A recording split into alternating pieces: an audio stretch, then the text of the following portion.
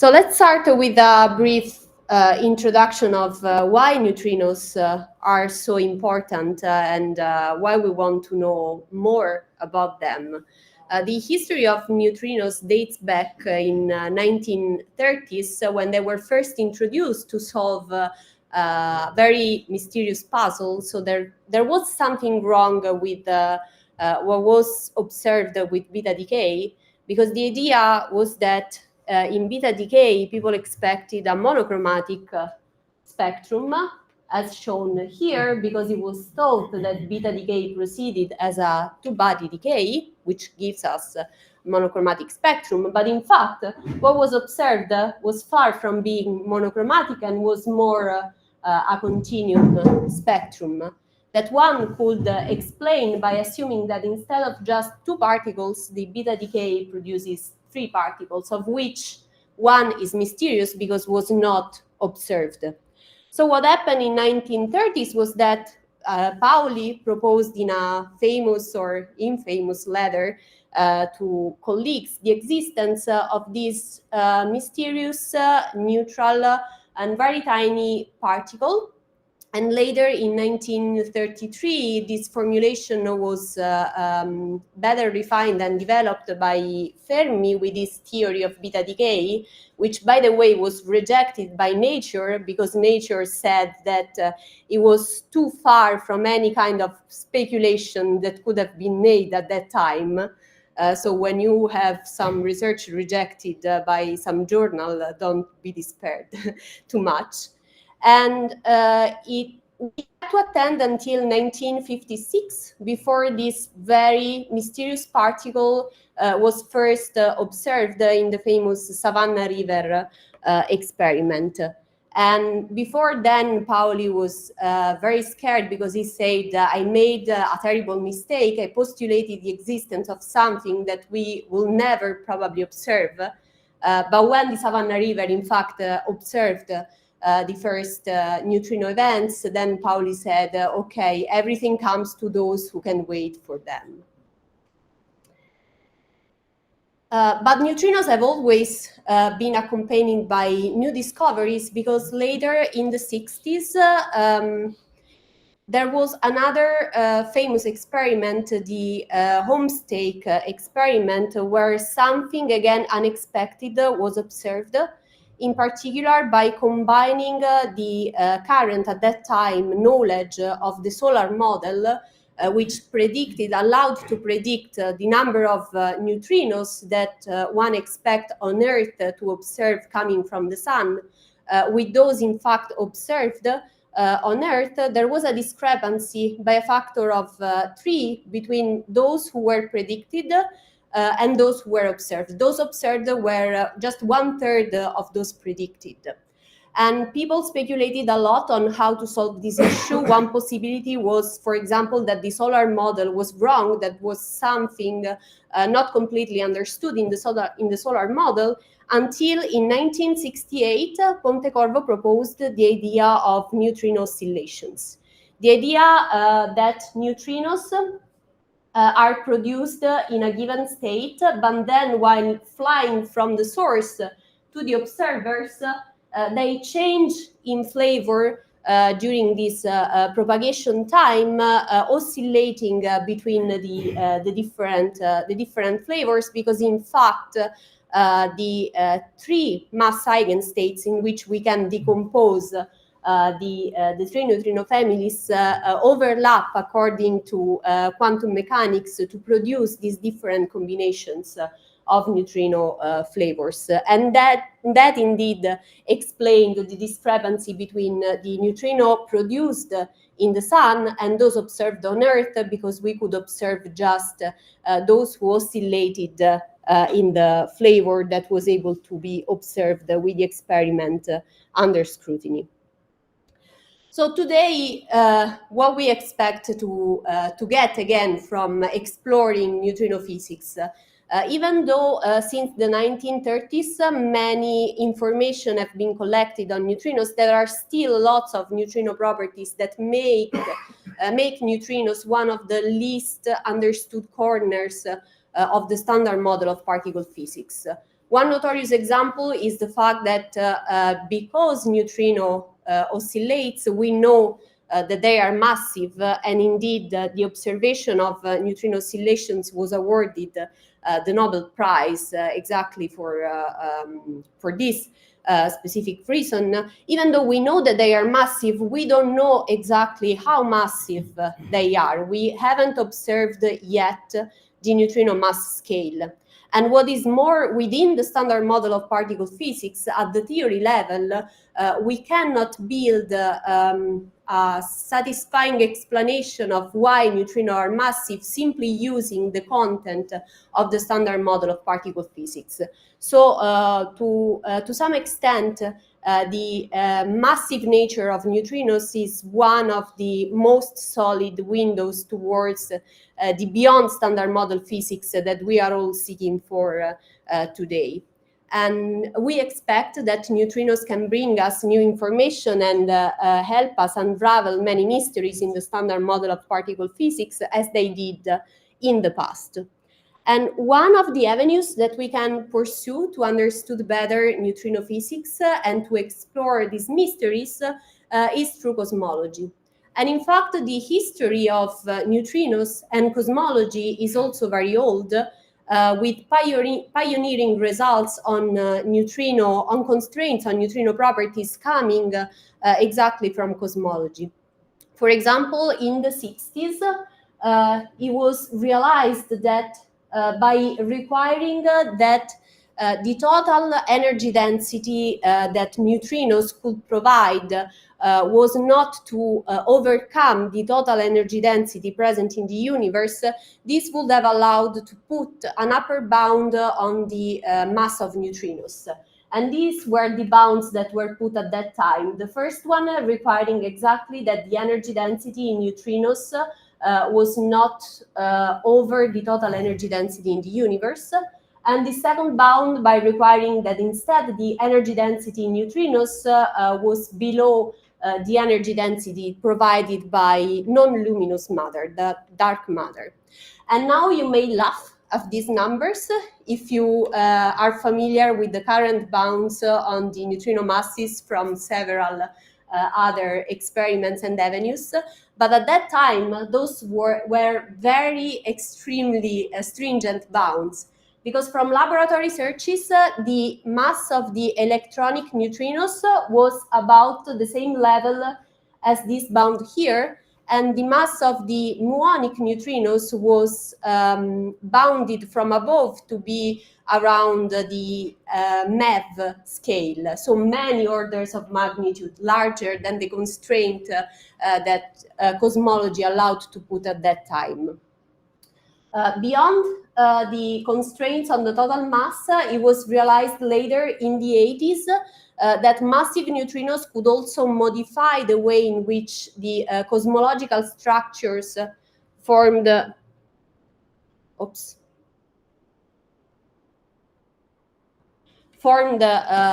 the universe.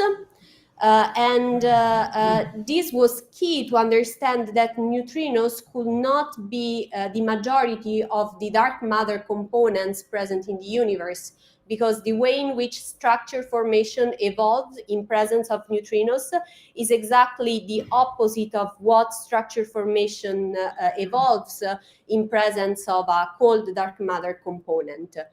And so even though neutrinos could be a fraction of the non-luminous matter in the universe, they cannot provide the totality of the dark matter. And that was a key result at that time in the 80s. On the other hand, cosmology was also able to provide competitive bounds on the number of neutrino families, competitive with those coming from laboratory. And in this case, the key result came from Big Bang nucleosynthesis, from the prediction of the abundances of light elements produced at early times in the universe.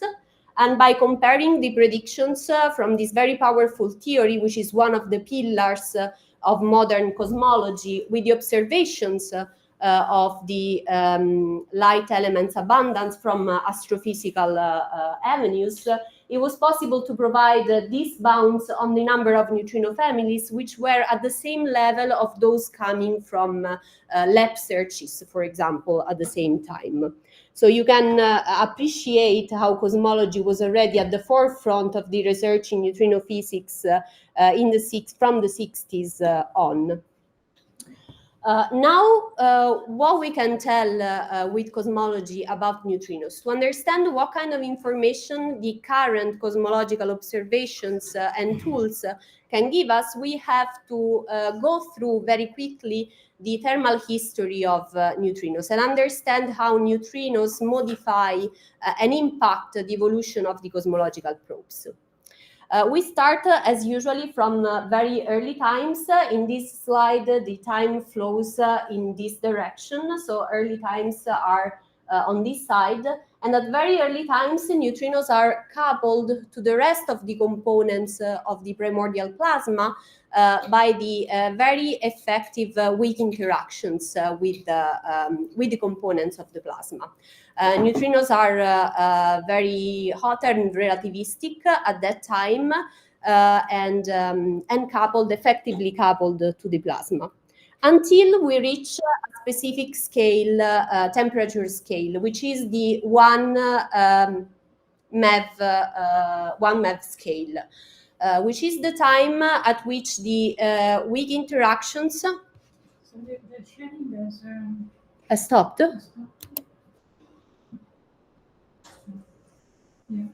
La condivisione dello schermo, quando è saltata. Forse è saltata quando era andato via il segnale. Grazie.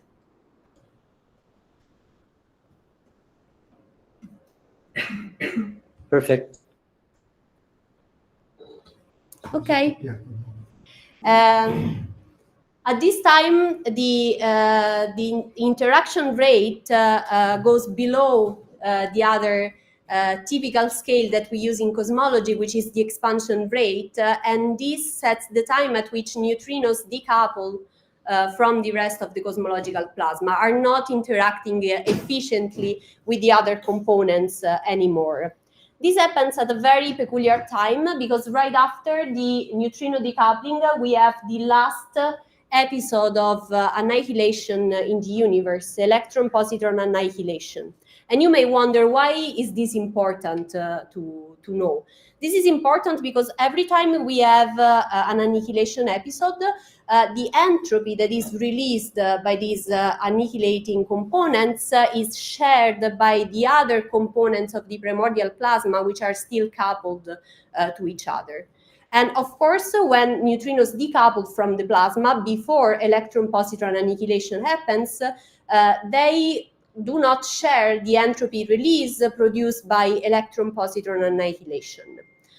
This is important because while the temperature of neutrinos decrease with a certain rate, the temperature of the other components which benefit from entropy release, in particular the temperature of the cosmological photons of the cosmic microwave background, decrease much more slowly than that of neutrinos.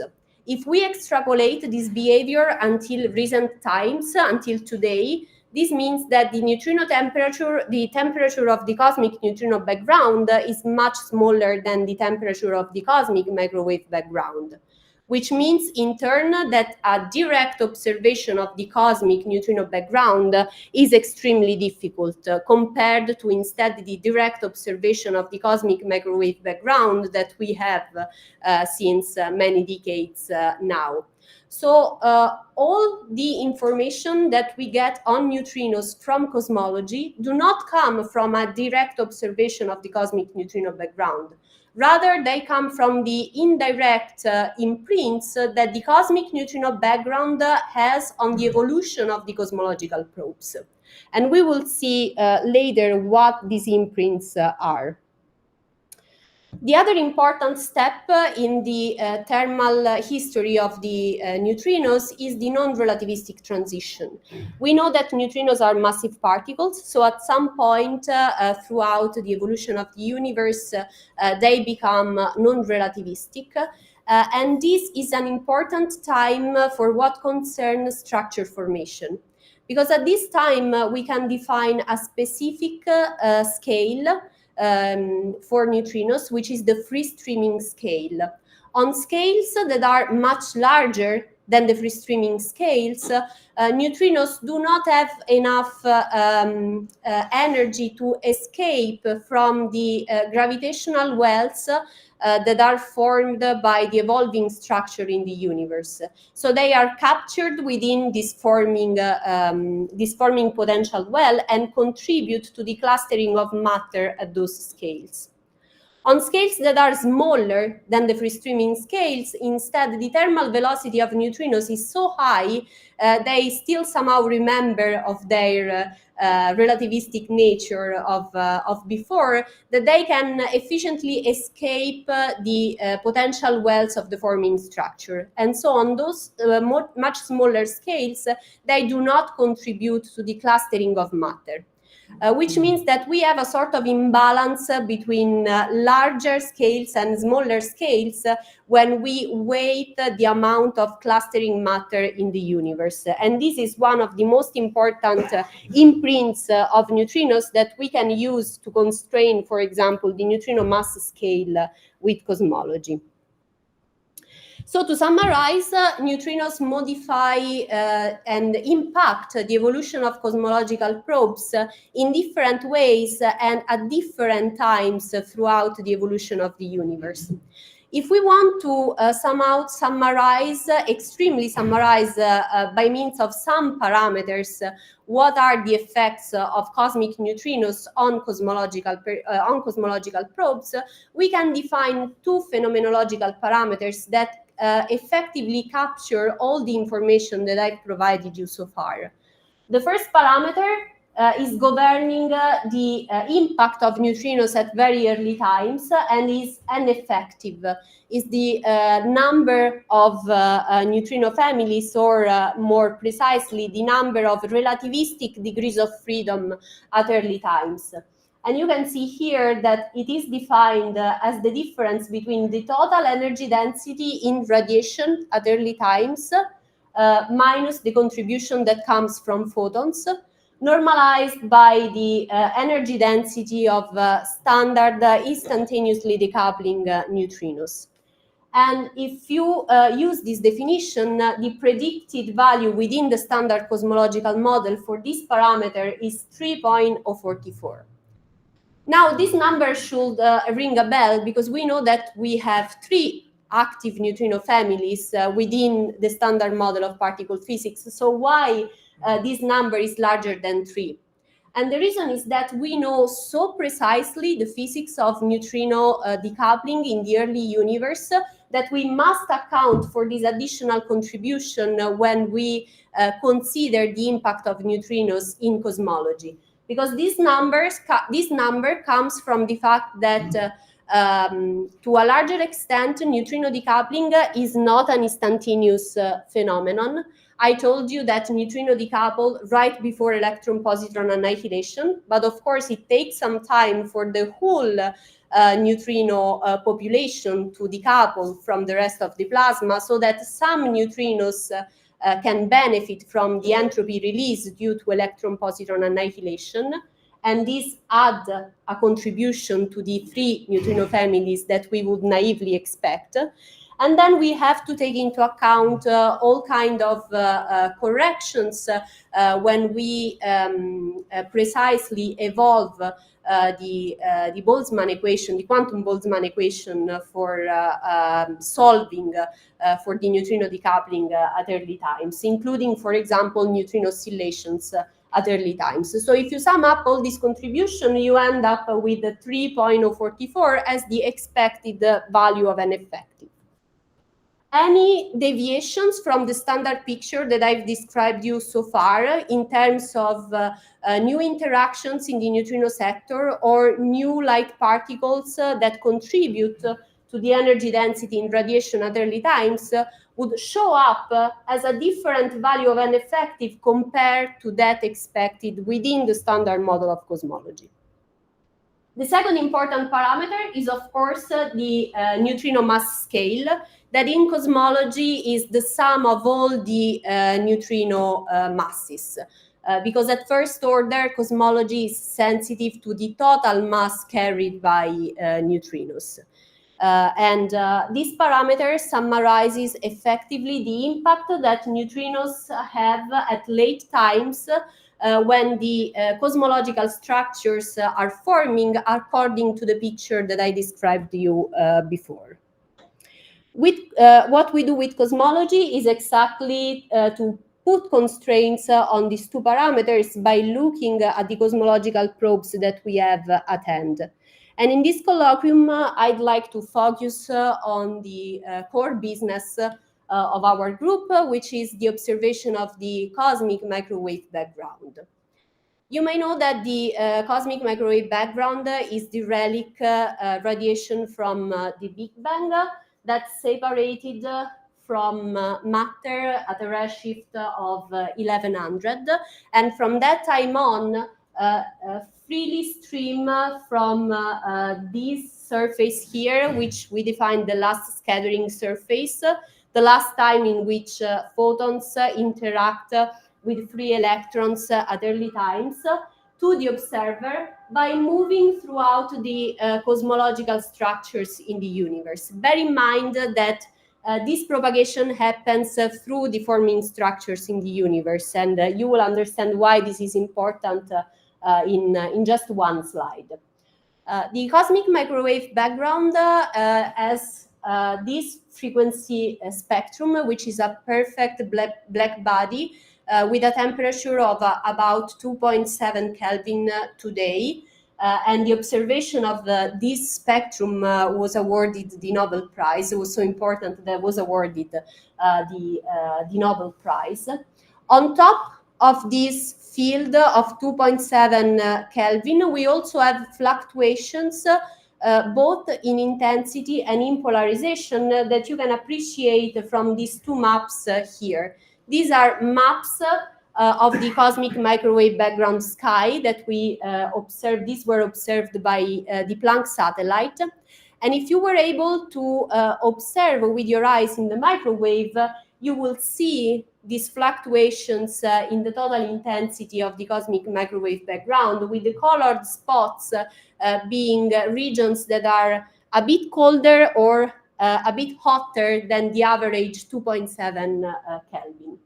As I said, we also have fluctuations in polarization because this radiation field is polarized by means of the Compton scattering between cosmic microwave background photons and free electrons at the time of CMB release. And the field of these fluctuations, according to the standard cosmological model, is a Gaussian field. So all these fluctuations are Gaussian distributed. If we remove the average 2.7 Kelvin, this means that we are dealing with a field with a zero average and a given variance. And since the field is Gaussian, all the physical information that we can extract from this field are summarized in the variance of the field, or the power spectrum, the two-point correlation function, or its harmonic analog, which is the power spectrum shown in this plot, where the x-axis is the multiple or the inverse of an angular scale. So low multiples correspond to large angular separation on the sky, and higher multiples correspond to smallest angular separation on the sky.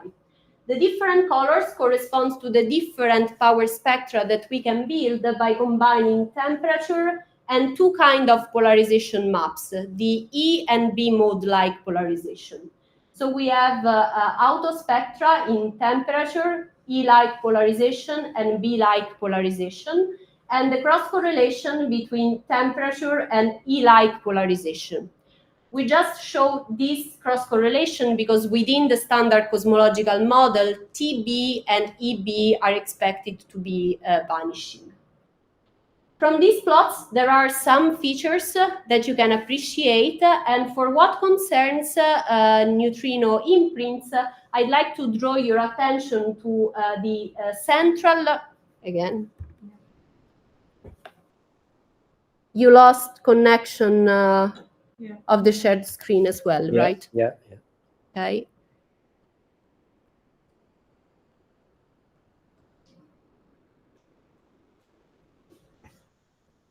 Okay. Here we are again.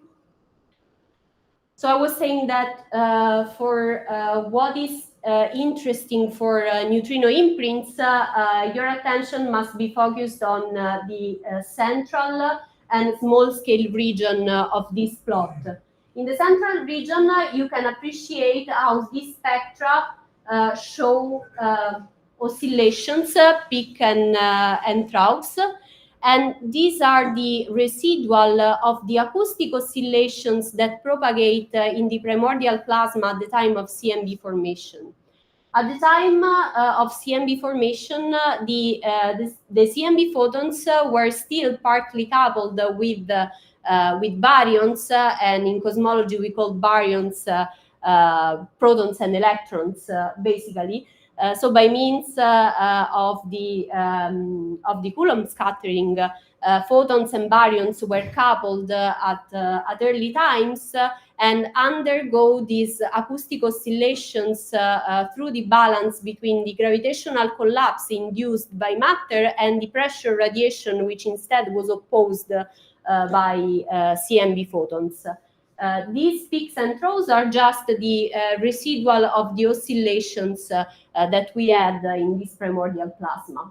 At small scales, we still observe these oscillations, but the amplitude of the overall spectra is very rapidly dropping as we move towards smaller scale. And this is an effect of the fact that as we move towards smaller scales, the coupling between photons and baryons is not as effective as before, because we have to take into account the fact that the photons have a mean free path between two scattering with baryons. And so we cannot have oscillations on scales that are smaller than the mean free path between these two scattering, which means that there is a damping of the power of these oscillations as we move towards smaller scales.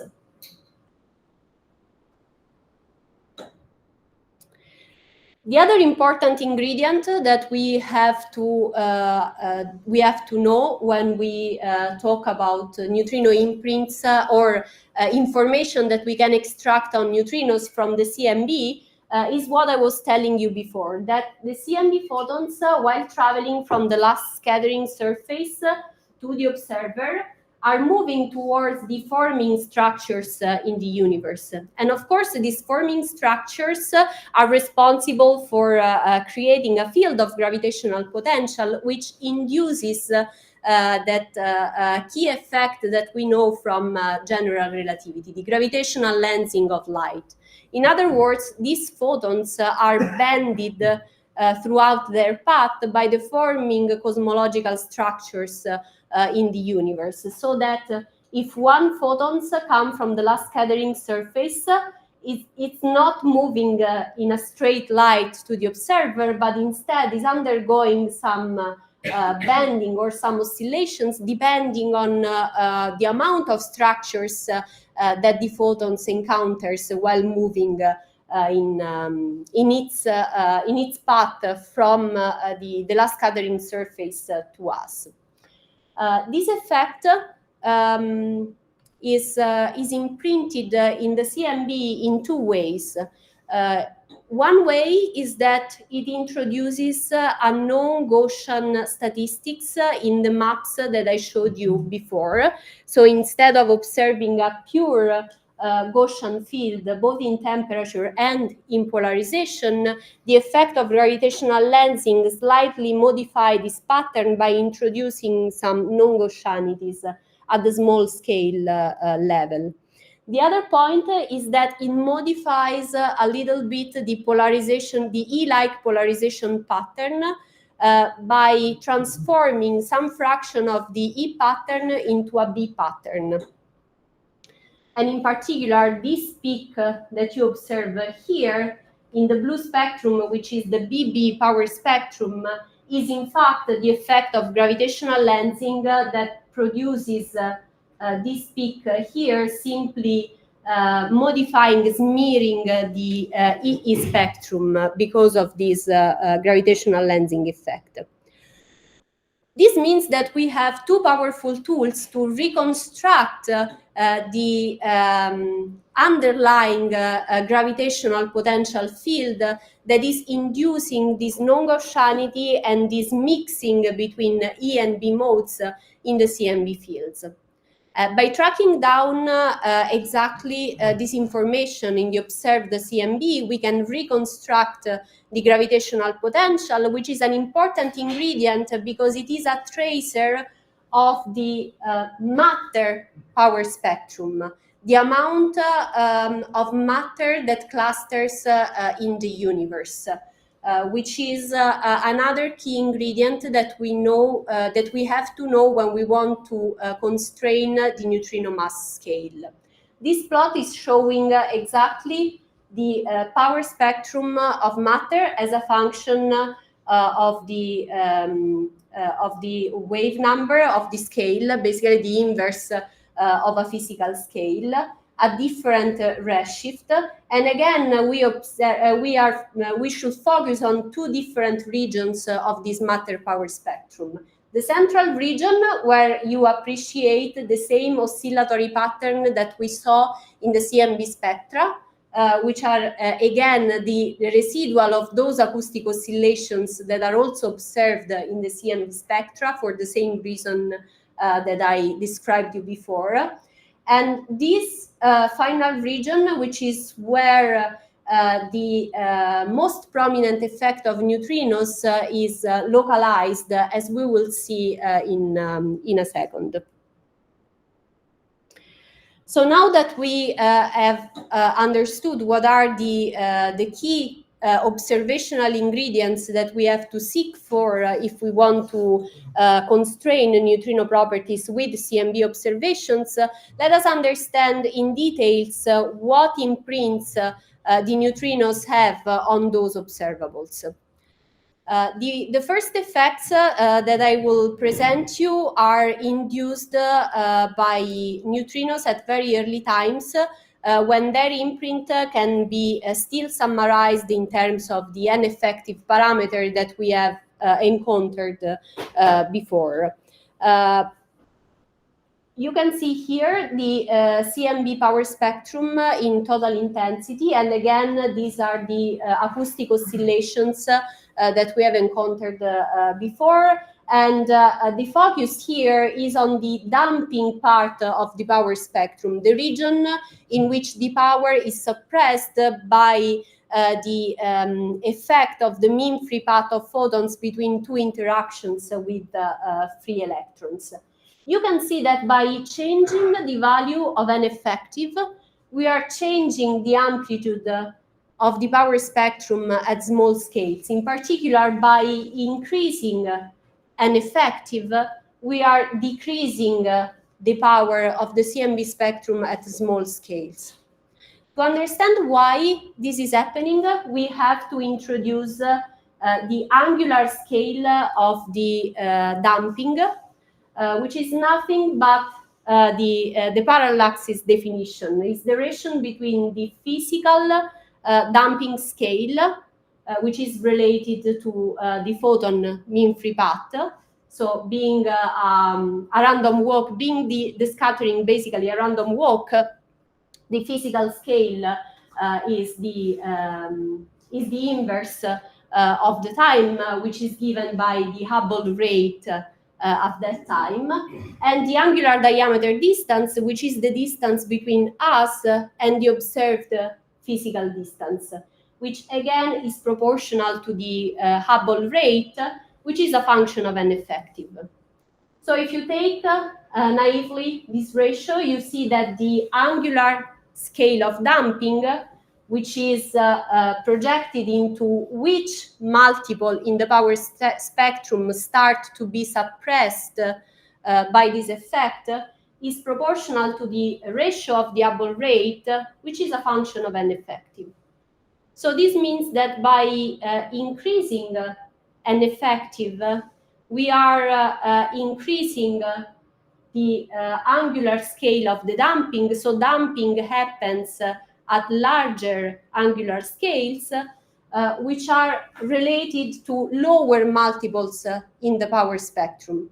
So power suppression starts at lower multiples, which means that overall this suppression effect is enhanced as we increase the value of an effective. The second effect is instead of being related to the amplitude of the peaks, is related to the position of the acoustic peaks. The position of the peaks is given by the size of the acoustic oscillations, which is the sound horizon of these oscillations, the distance that the photon baryon fluid can travel in a given time, plus a phase, which is a function again of an effective. This can be naively understood by thinking that these acoustic oscillations are not propagating in vacuum, but in fact are propagating within a sea of free streaming particles, a sea of neutrinos, which can push these oscillations a little bit depending on the amount of free streaming components that we have at that time. So by changing an effective, as you can see from this colored bar here, we are changing the position of the acoustic peaks, as you can appreciate from this bottom panel here, where you clearly see how the red region is shifted compared, for example, to the green or blue region. So to summarize a bit the effect of relativistic neutrinos on the CMB, they modify the amplitude and the position of the acoustic peaks. So if we want to constrain precisely an effective with CMB observations, where do we have to look in the CMB spectra? Well, we have to look where the acoustic oscillations are more pronounced, which are intermediate and small scales, in both total intensity and polarization. These scales turn out to be observed much more efficiently, especially with the new generation of CMB experiments from ground, where we can build larger telescopes which are able to observe smaller and smaller angular separations in the sky. So this is the target of current and next generation CMB experiments to improve the constraining power on an effective. Now, how about the neutrino mass scale? I anticipated you that the main effect that massive neutrinos have on cosmological probes is the modification of the structure formation. And to go a little bit more into details, we have just defined the free streaming scale. And we say that on scales that are smaller than the free streaming scales, neutrinos do not contribute to clustering. The other important effect induced by massive neutrinos is a modification of the evolution of the growth of structure. So in other words, in presence of massive neutrinos, the matter structures evolve a bit more slowly than in absence of massive neutrinos. As you can see, for those of you who are more familiar with cosmological notations, this is telling us that the matter perturbations are evolving not proportionally to the scale factor, but a bit slowly, more slowly than that, where the amount of the delay is due to how much energy density in massive neutrinos we have compared to the total matter density. This overall produces an imbalance between the power that we observe at small scales in this region here of the matter power spectrum compared to the large scale. You can appreciate how by changing the value of the total neutrino mass, the total power in the matter distribution in the universe is dropping towards smaller scale. This step-like suppression between large and small scales is exactly what we want to go for with cosmological observations to constrain the neutrino mass scale. And in order to go for this step-like suppression, we can employ any possible tracer of the matter distribution in the universe, including the reconstruction of the gravitational potential that we can achieve with CMB observations. So if we want to summarize where to look for in CMB observations in order to constrain the neutrino mass scale at this point, we have to combine two regions of the CMB spectrum. The small scale region, where the effects of the gravitational lensing are more pronounced, and so this region here would allow us to reconstruct the gravitational potential that in turn will allow us to go for that step-like suppression. But in order to do so, we have to compare small scales with large scales, the amplitude at small scales with the amplitude at large scales. And unfortunately, if we just look in this region of the CMB spectrum, we cannot disentangle all the information that go into producing the shape at small scales. We have to combine the information at small scales with information coming from the large scales of the CMB. If we want to effectively separate all the different parameters that are at play in shaping the trend in the CMB power spectra. This means that we have to combine information from ground that will give us the reconstruction of the small scales with information from satellite observations, which are the only one that can observe large angular separations in the sky, which are a bit more difficult from ground. So to go quickly to the conclusions of this story, what is the current status of CMB observations? In this plot here, you can appreciate the current observations coming from both the satellite, Planck, and ground-based experiments in total intensity, polarization, and cross-correlation. And you can see how combining all these different experiments, we cover a very wide range of angular scales in reconstructing the CMB spectra, which gives us a lot of information, a lot of those information that we want to combine to constrain the neutrino properties. In addition to the primary CMB spectra, as I told you, we can also reconstruct the spectrum of the gravitational lensing, which is reported in this plot here, where you can see a collection of all the different observations coming from different CMB experiments. Now, if we combine all this information, what kind of constraints can we put on neutrino parameters? Let's start from the neutrino mass scale.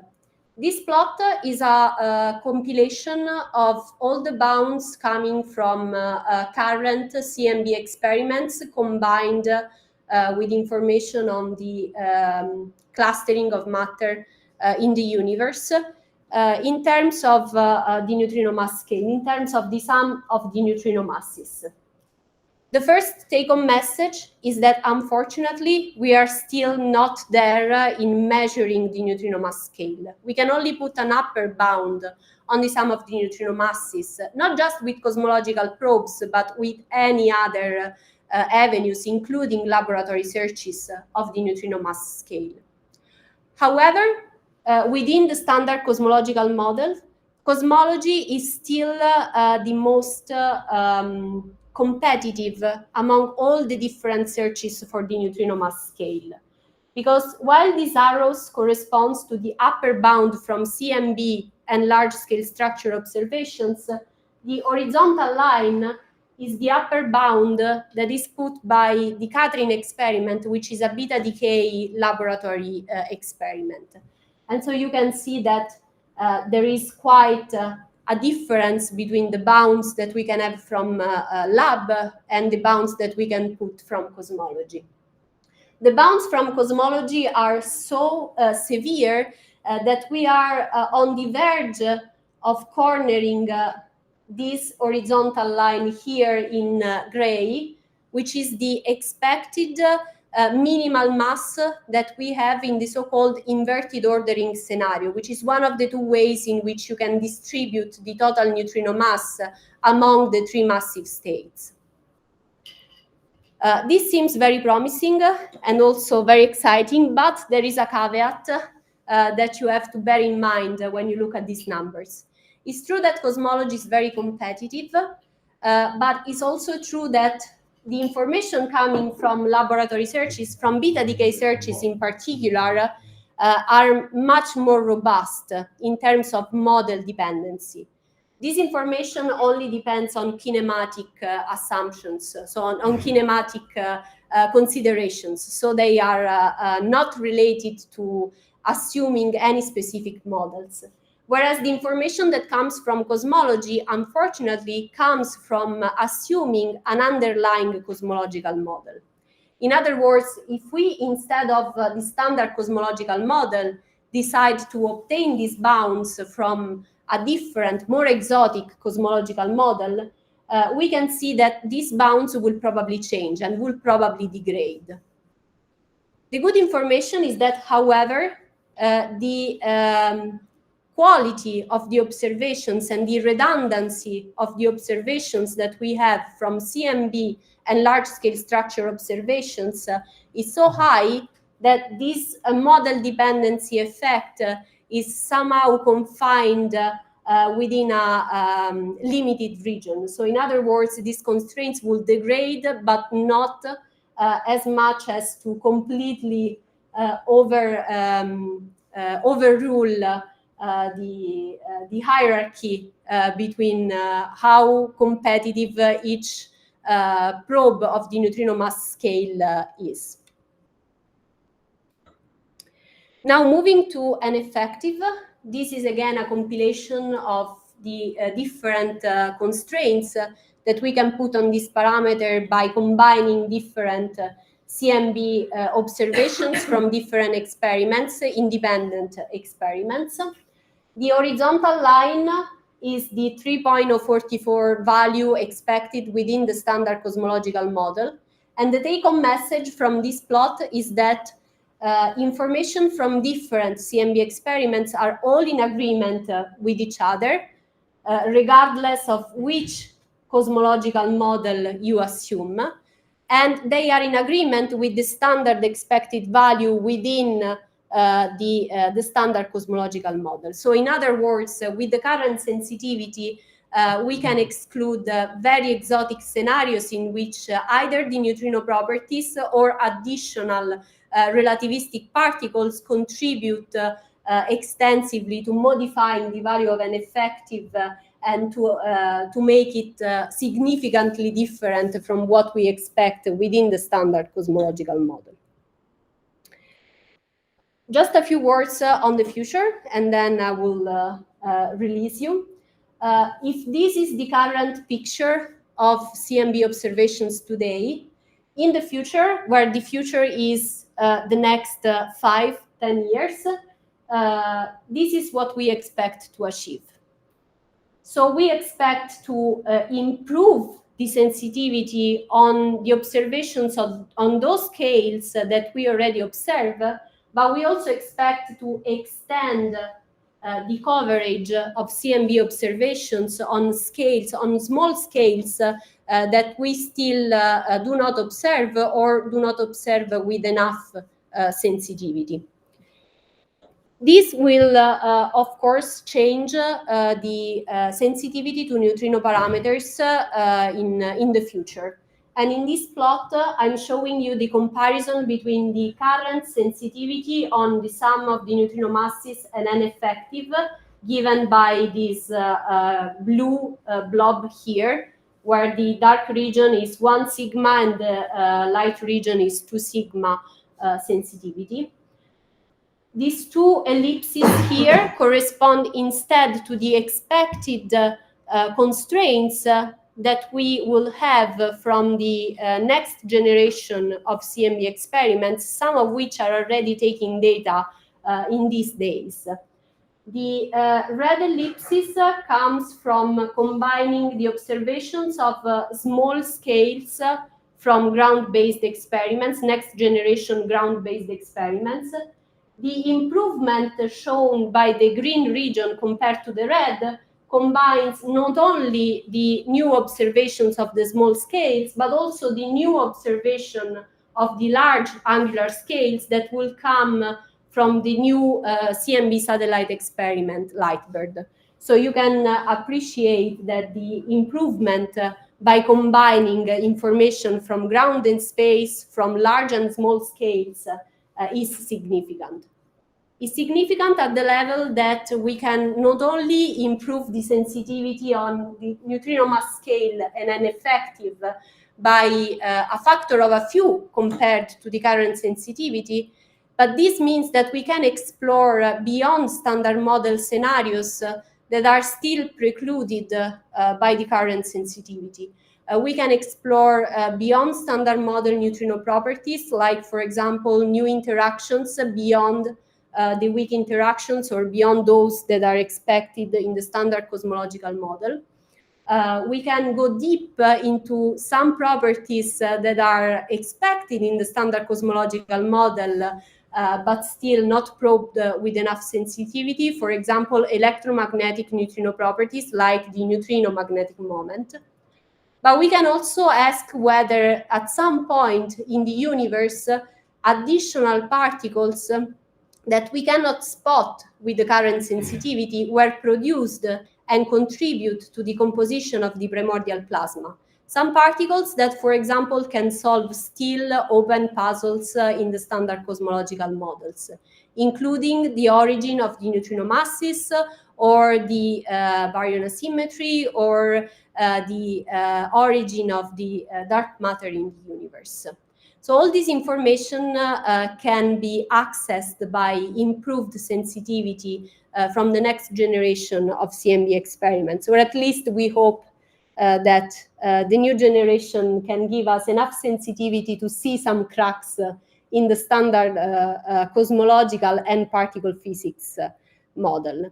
I will skip this slide and go straight to the conclusions, which are open conclusions, because of course from great power comes great responsibility, which means that the enhanced sensitivity calls for enhanced control over all the ingredients of our analysis pipeline, controls over instrumental systematics, controls over theoretical systematics, which means we have to understand how our universe behaves at a precision level that is not even conceivable today.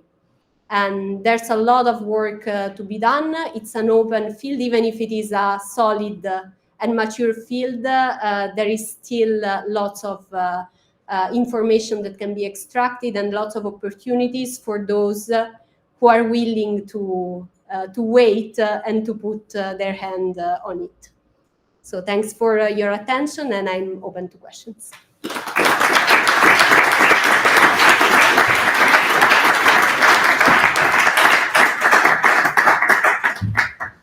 Very nice. Questions?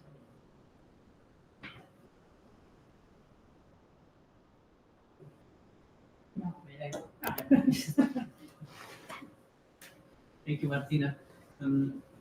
What's the current limit to the, I suppose it's a lower limit, to the sterile neutrino mass currently? I suppose there are also different approaches for the sterile neutrino mass, but roughly. So it depends on what neutrino scale you have in mind, because if you think of very light sterile neutrinos, like those that were proposed to solve the so-called reactor anomalies in neutrino oscillation experiments, we are talking about the EV scale neutrinos. Then the bounds are very severe in a sense that a sterile neutrino of about EV scale and with the mixing angle needed to solve the reactor anomaly will contribute as an additional n effective equal to 1 to n effective. So it is excluded. Key EV scales. Okay, for the key EV scales, we cannot look at CMB observations, unfortunately, because the modifications of the key EV scales are on of the key EV sterile neutrinos are on scales that are much smaller than those probed with CMB observations. We are talking about galactic scales, for example. So we have to look at large-scale structure experiments, number of satellites, and so on and so forth. I think that there is much more freedom in that sense because you can always think of models in which you change the mass and the production mechanism to accommodate the formation of structures at those scales. So, yeah, it's I wouldn't say that it is totally excluded with current observations. It's under pressure, but not the presence of a key EV neutrino for what concerns observations of the structures is not excluded.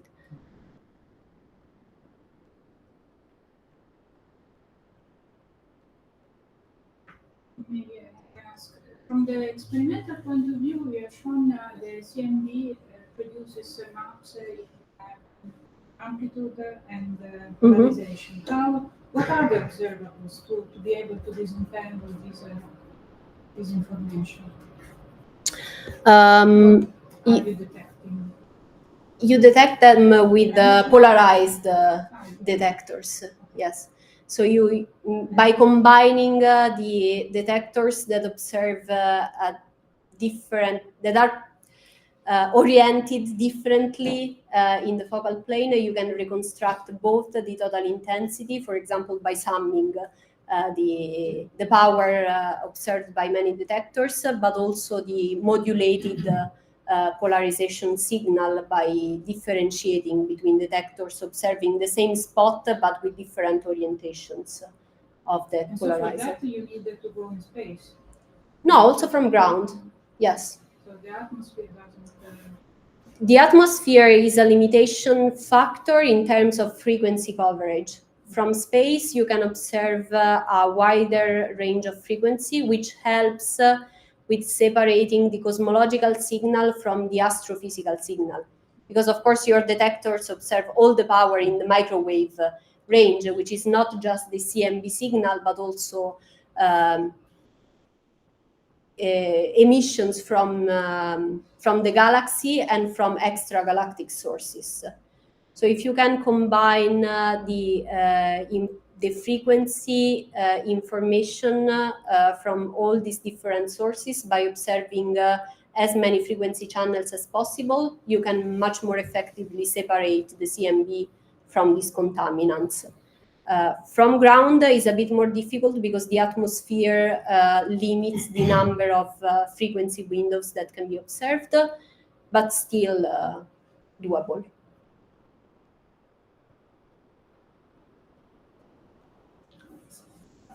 Which are the future experiments from the ground that you combine with the Nightbird, so the LSS, so that scale?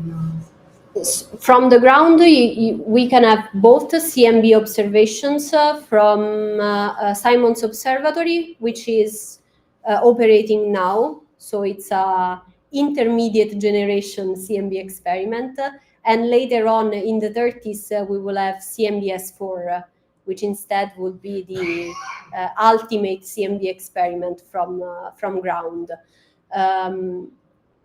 As far as the large-scale structure are concerned, there are also new generation experiments, like, for example, the Vera Rubin telescope, previously known as LSST. And from space, there is, of course, Euclid. and there will be also the Roman telescope. And from ground, there is also, which is operating since a couple of years, DESI, which is another survey of the clustering of matter in the universe.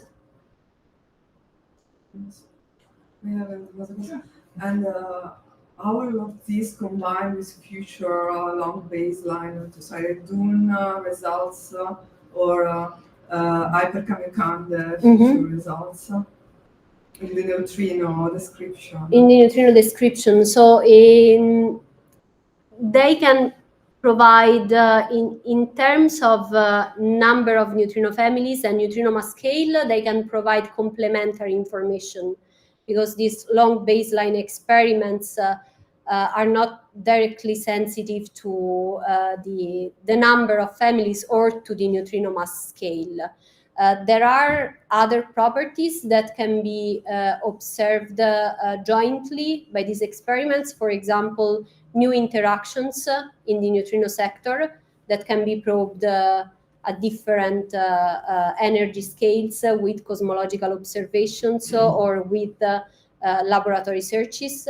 The presence of additional sterile neutrinos, for example, additional neutrino families that do not interact as the standard neutrinos. They can be both probed with cosmology and with these laboratory searches. So there are some information that can be extracted only from the individual experiments, but some other areas in which the synergy between cosmology and laboratory searches is indeed important.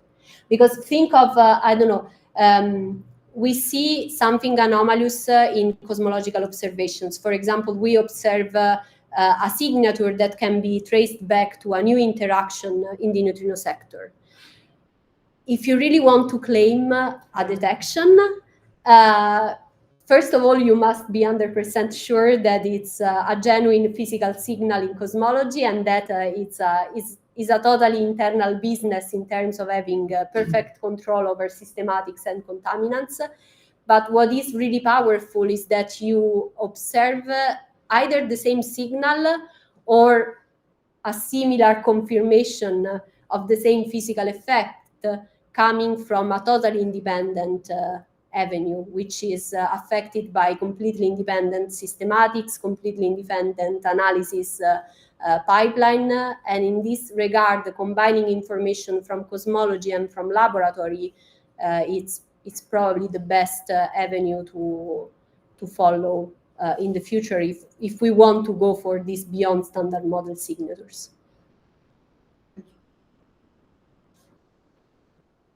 Question from students. Not the students involved. Unless there are students. No, please. Okay, so maybe, thank you, Martina, very interesting. Maybe my question is naive. I was wondering about all the neutrinos contributed by main sequence stars, supernovae, but we're talking about much more energetic neutrinos, I guess. Yes. And I was wondering, what about the energy content that these kind of neutrinos contribute compared with the primordial neutrinos you were discussing? Let me see, I should have, I skipped it in the slide, but I should have a plot, here it is. So this is the flux of different neutrinos coming from different sources as a function of their energy. What we have discussed in this colloquium is this region here, the cosmic neutrino background. They are the second most abundant species in the universe, but at extremely low energies. The other neutrinos coming from astrophysical sources, solar supernovae, diffuse supernovae, have a much lower flux by many orders of magnitude, but are way more energetic than the cosmic neutrino background.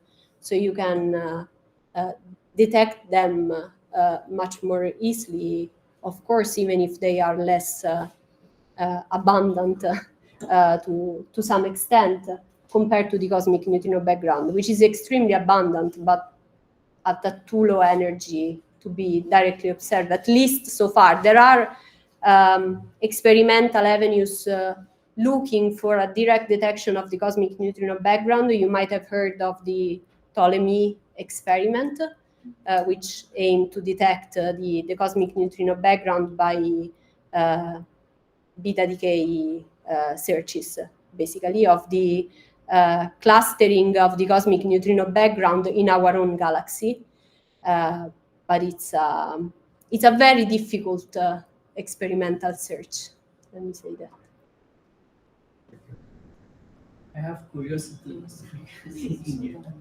in your specific sector, Martina. How are you living the James Webb ST observations? I mean, are you feeling really some pressure or not? I think that the most interesting point for cosmological searches of neutrinos is the information that James Webb can give us on the reionization history. Because I didn't say that too explicitly, but the reason why we need to observe this part of the power spectrum in order to disentangle the information in this region is that the amplitude of power at these scales is modulated by one parameter that describes the history of reionization, in particular the epoch of reionization, when the first stars ignited. This parameter can be extracted from the large-scale measurements in polarization, but of course, the more information we have on how reionization proceeded, when exactly happened, and in which way, the more efficiently we can disentangle the information that go into shaping the power spectrum at these scales. So in that regard, any influence, yes, that comes from those measurements is relevant for us.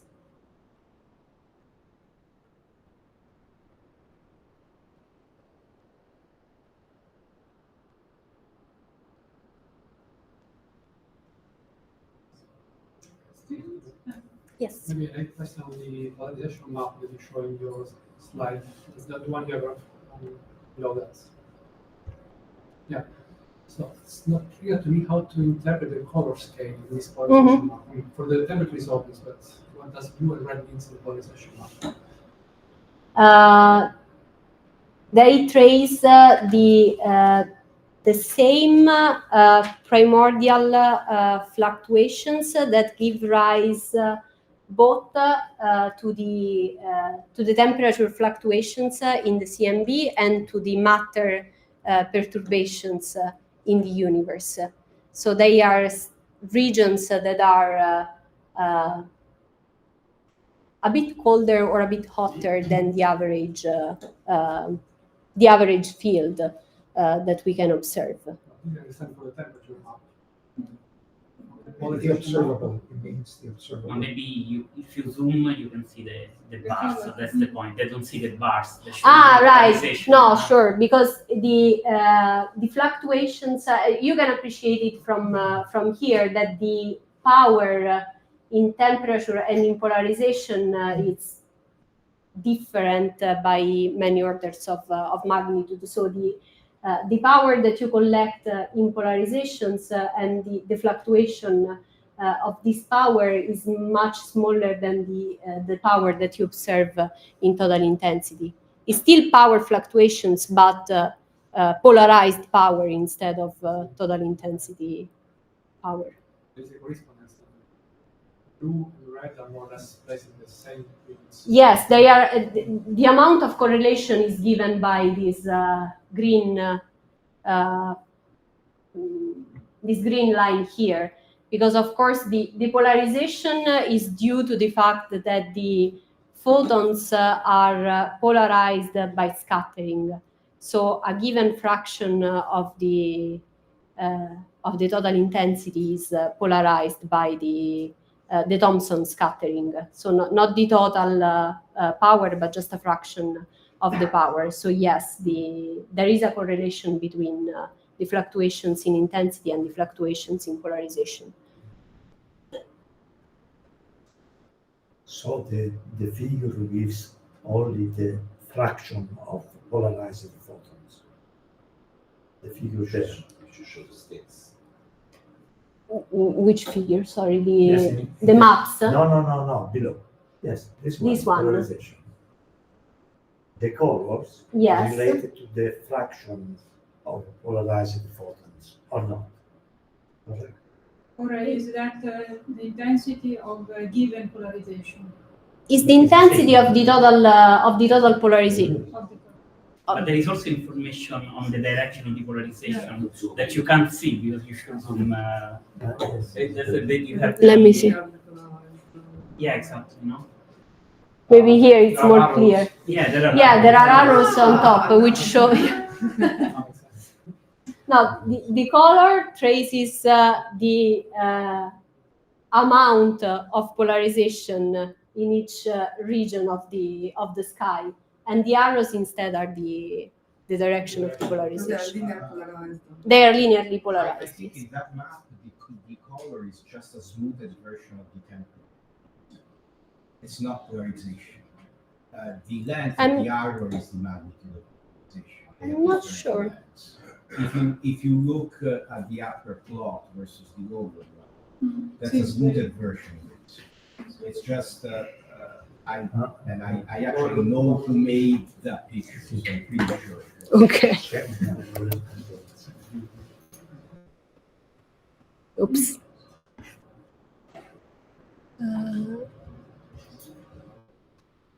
Yes. So the arrows, which are not arrows, because of course as it's a speed tensor, they have a length, and that's the magnitude. Okay, I didn't remember that. Information of our impulse one.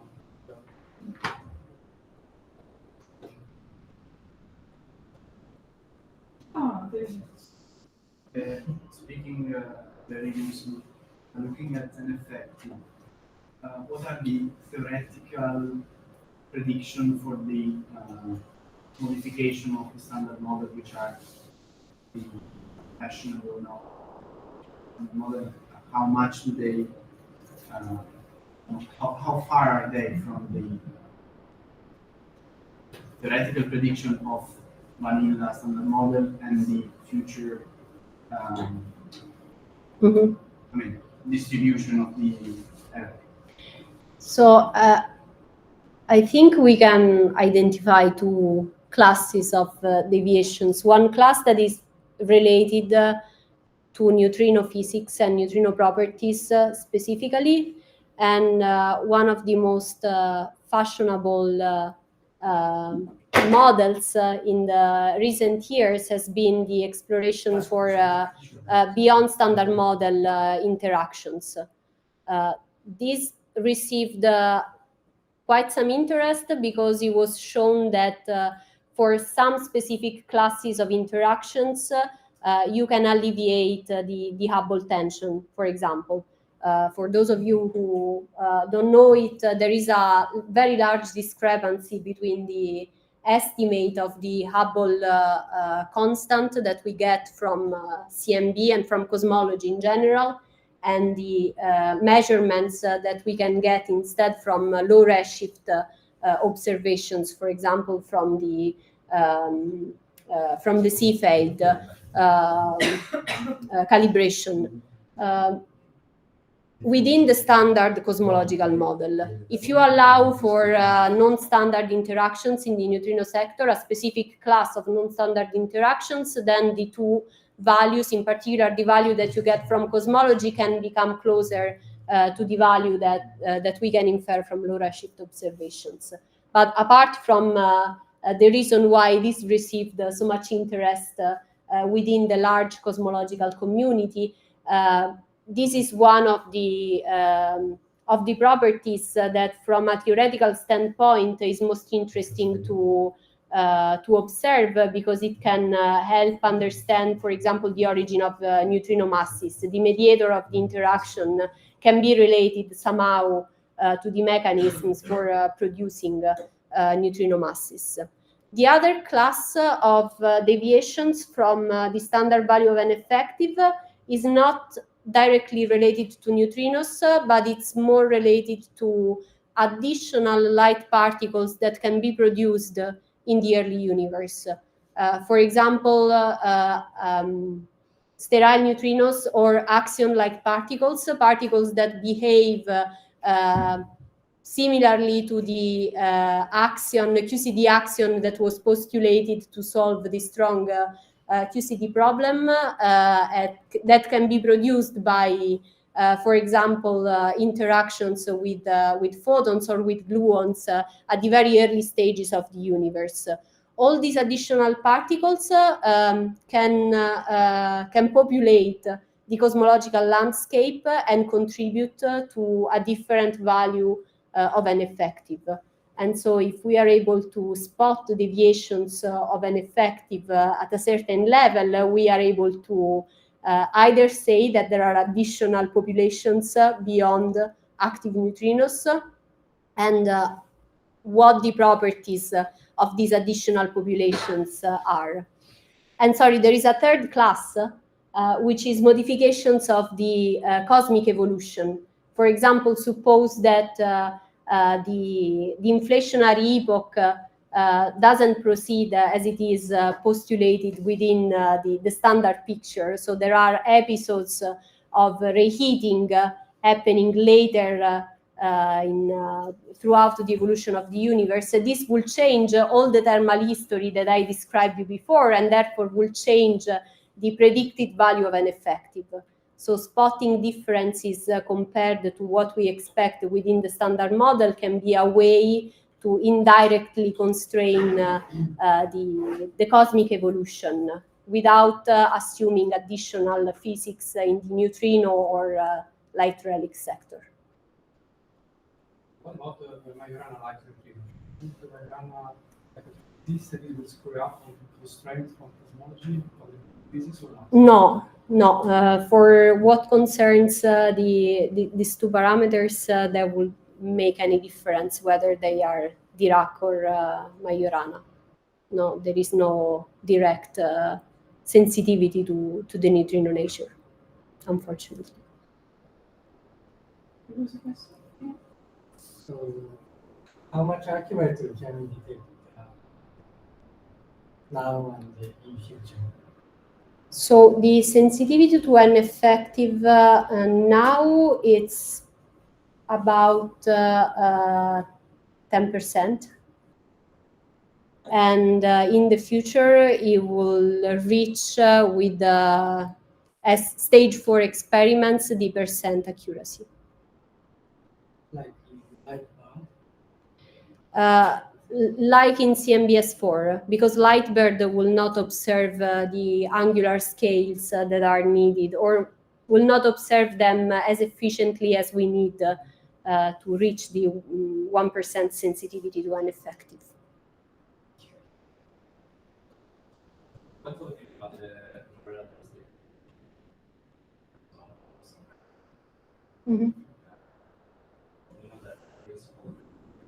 Can you shout a little bit? Yeah. We know that in principle the different masses.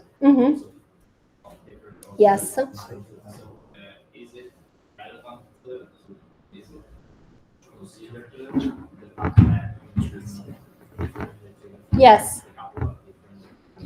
Yes, in principle you should observe 3 different steps in the suppression of the matter power spectrum, because we have 3 different mass states with each carrying a slightly different mass. So in principle we should define 3 different free streaming scales, and so 3 different scales at which the suppression becomes more efficient. In practice, the sensitivity of current, but even future cosmological observations will not be enough to detect the individual kinks in the matter power spectrum. So we will be overall sensitive to the total mass and not to the individual neutrino masses, unfortunately.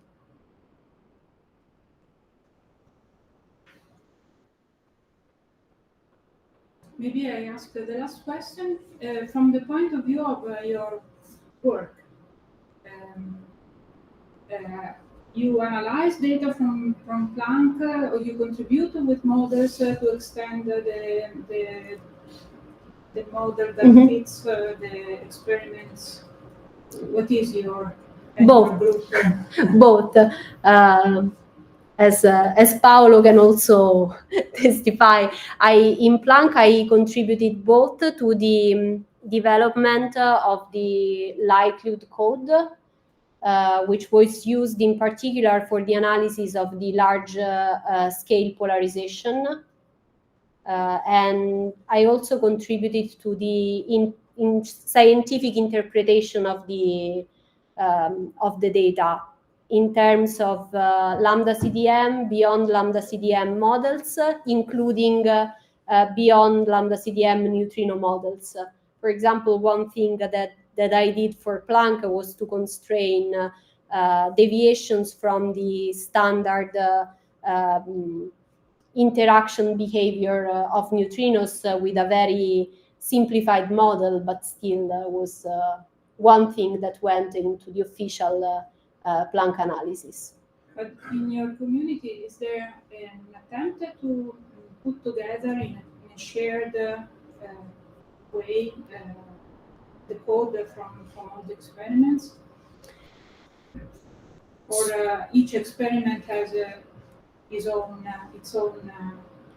code for the CMB experiments, I've always seen that once the official analysis is concluded, in a sense, once the collaboration thinks that the results have been sufficiently well tested to be publicly released, also the codes used for the analysis, I'm thinking in particular to the high-level analysis code, likelihood codes, for example, those are also publicly available on public repositories.